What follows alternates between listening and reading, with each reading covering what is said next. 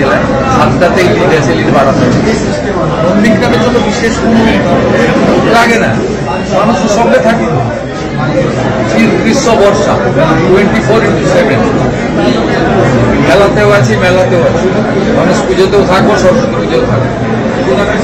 সমবায় ভোটের ফলাফলের সময় বলছিলেন যে হিন্দুদের ভোটকে এক জায়গায় হয়ে গেছে, তো 51টা জিতেছে, হিসাব দিয়ে দিলাম।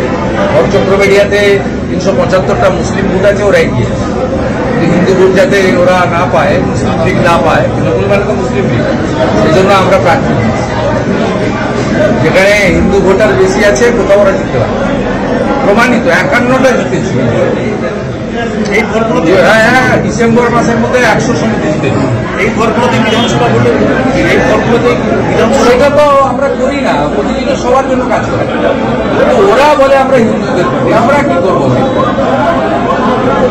ওরা বলে আমরা গেলে হিন্দুদের, আমরা ভারত মাতার জয় বলি। আমরা বলি ভাই তোমরা শ্রীরামচন্দ্র অসুবিধা আছে, হিন্দুরা বলি তোমরা ভারত মাতা কি জয় বলো। ভারত মাতা কি জয় বলতেও তাদের আপত্তি, তারা বন্দে মাতরম বলতেও আপত্তি, তারা খেলা হবে তো অভ্যস্ত, খেলা হবে তো তারা স্বচ্ছন্দ। কি করার, আমরা তো কিছু করতে পারবো না।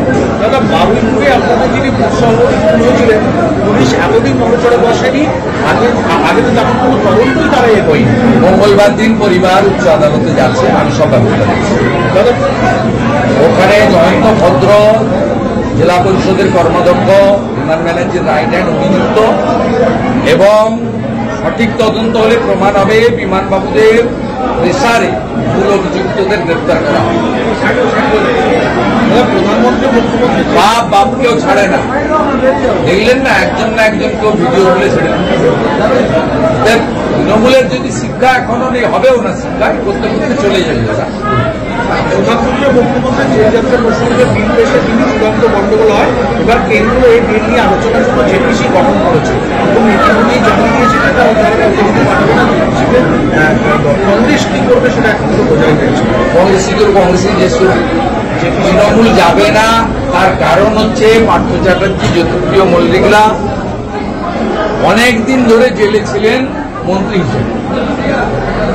তৃণমূল জানে যে সঠিকভাবে ইনভেস্টিগেটিং এজেন্সি যদি ধরতে শুরু করে, তাহলে অর্ধেক মন্ত্রিসভা, শুধু চন্দ্রনাথ সিনহার মতো নয়, অর্ধেক মন্ত্রিসভা ইনক্লুডিং মুখ্যমন্ত্রী সকলেরই জেল যাত্রা হতে পারে। তাই এরা চায় জেলে থেকে সরকার চালাবে। আর নরেন্দ্র মোদীজি বলছেন যে একটা সাধারণ রেলের কর্মচারী, সাধারণ চতুর্থ শ্রেণীর কর্মচারী 50 ঘন্টা জেলে থাকলে তার চাকরি চলে যাচ্ছে, আইনে আছে। কিন্তু মন্ত্রী, মুখ্যমন্ত্রী, প্রধানমন্ত্রী এরা বছরের পর বছর জেলে থাকলেও এদের মন্ত্রিত্ব যায় না। ভারতবর্ষের সংবিধানে আপনারও একটা ভোট, আমারও একটা ভোট, মাননীয় রাষ্ট্রপতিরও একটা ভোট, একটা সাধারণ গ্রামের প্রান্তিক কৃষক মজদুরেরও একটা ভোট। তাই এই ক্ষেত্রে দুরকম আইন থাকবে কেন?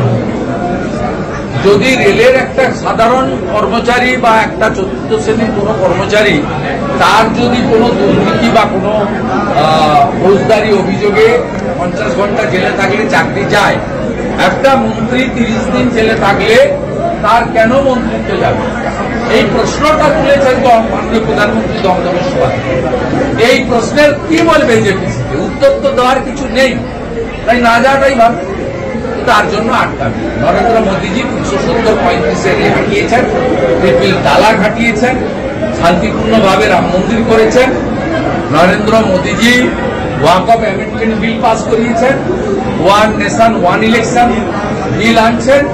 নরেন্দ্র মোদীজি মহিলাদের জন্য রিজার্ভেশন দিয়েছেন লোকসভা বিধানসভা, যা 29 সাল থেকে কার্যকর হবে।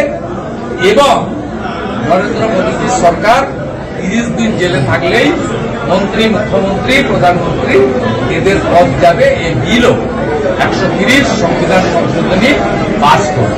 দেখবি আর জ্বলবি লুচির মতো। পানি ট্যাঙ্কি দিয়ে নিখোঁজ যাওয়ার সময় ভারত আটক একজন এবং আটক ব্যক্তির সঙ্গে সঙ্গে ইন্ডিয়ান কার্ড লেখা। মুখ্য নির্বাচনী আধিকারিকের কাছে পার্টির জন্য কেন্দ্রীয় স্বরাষ্ট্রমন্ত্রী অধীনস্থ ফরেনার্স রিজিওনাল রেজিস্ট্রেশন অফিস বেশ কিছু নথি পাঠিয়েছিল।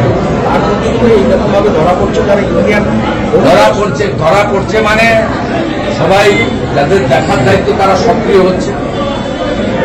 লালকেল্লার প্রাচীর থেকে নরেন্দ্র মোদীজি বলেছেন যে ডেমোক্রেসি চেঞ্জ হয়েছে, সার্ভে করাবো, অন্য দেশ অনুপ্রবেশকারী রাখে না, আমরাও রাখবো।